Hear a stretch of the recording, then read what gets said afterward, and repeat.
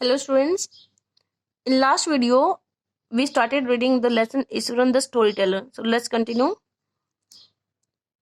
He went on to narrate how sometimes saw ghost at night. अब वो अपनी story को कंटिन्यू करता रहा कि रात को उसे कैसे कई बार भूत दिख जाते हैं.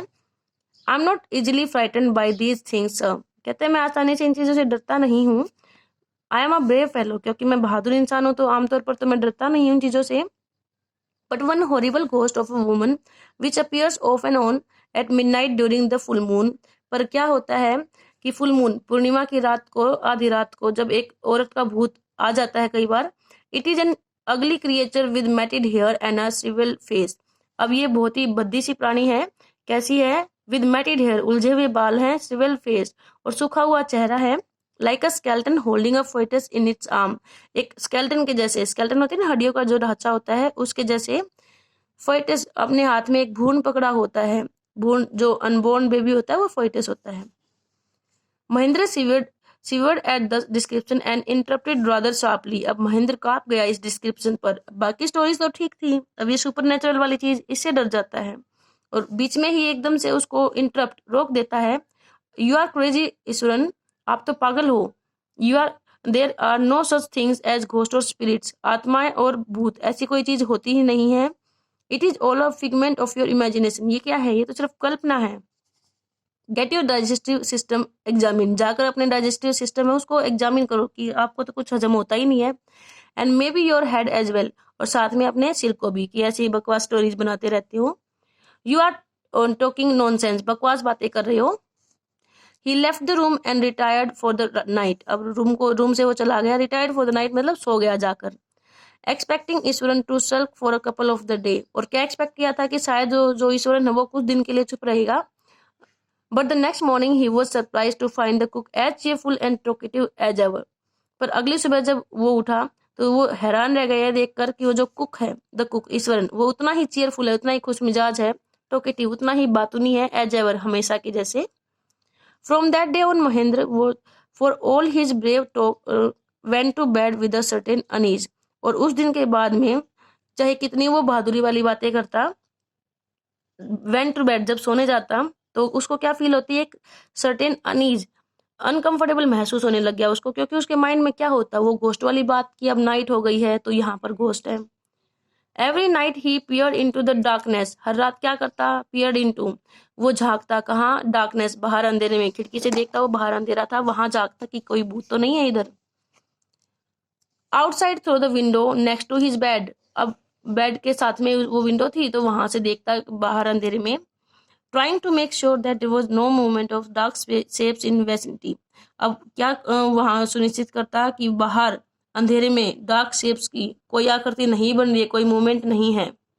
But he could only see darkness with the twinkling lights of the factory miles away. और सिर्फ बाहर क्या दिखता? अंधेरा दिखता, अंधेरे का सागर दिखता और चमकती हुई लाइट्स दिखती फैक्ट्री की, जो मीलों दूर फैक्ट्रीज है. He had always liked to admire the milk white landscape on the full moon night. अब इसको अच्छा लगता था, हमेशा तारीफें की थी इसने कि जब वो फुल मून नाइट होती, पूरे चांद की रात होती है, तो मिल्क वाइट, बिल्कुल दूध के जैसे सफेद रोशनी होती है ना चांदनी वाली रातें, वो अच्छी लगती थी उसको. But after hearing Eswaran story of female ghost he avoided looking out of his window all together when the moon was full. पर जब ईश्वरन ने वो फीमेल घोस्ट की जो स्टोरी सुनाई है उसने ईश्वरन ने उसको, अब उसने अवॉइड, उसको देखना छोड़ दिया है उस नाइट को. विंडो से बाहर ही देखना छोड़ दिया, जब स्पेशली जब वो मून फुल होता. वन नाइट, अब एक रात को क्या होता है, Mahendra was woken up from his sleep by a low moan close to his window. अब महेंद्र की नींद खुल गई है रात में. कैसे? मोन, मोन होता है एक विलाप. खिड़की के पास में रोने की आवाज आ रही थी. At first he put it down to a cat prowling around for mice. पहले तो उसे क्या लगा कि एक बिल्ली होगी जो गुर्रा रही है माइस के लिए, चूहे के लिए. But the sound was too guttural for a cat. पर ये जो साउंड थी ये ऐसी नहीं थी कि कैट की साउंड हो. He resisted the curiosity to look out. पहले उसके अंदर क्यूरियोसिटी थी कि मैं क्या है बाहर देखूं. एक बार तो रेसिस्टेड, रोका उसने खुद को. Lest he should behold a sight which would stop his heart, कि कहीं ऐसा कोई नजारा ना देख ले कि उसका तो दिल ही रुक जाए. कहीं डर जाए, कोई घोस्ट वगैरह दिख जाए। But the wailing became louder and less feline. अब वो वेलिंग जो रोने की आवाज थी वो ज्यादा लाउडर हो गई है, तेज हो गई, और फिलाइन कैट की जैसे तो बिल्कुल नहीं लग रही है। He could not resist the temptation any more. अब जो इसके अंदर एक लालसा आ गई, एक इच्छा आ गई देखने की, अब नहीं रोक पाया। lowering himself to the level of the window sill, he looked more. अब विंडो सिल, खिड़की के पास से थोड़ा सा झुककर उसने देखा आगे और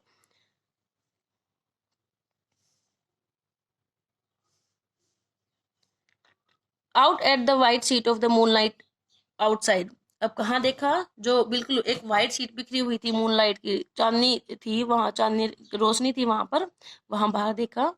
there not too far away was a dark cloudy from clutching a bundle. वहां ज्यादा दूर नहीं था, एक डार्क शेप उसको बादलों की जैसी शेप दिखी, और उसके हाथ में क्या था?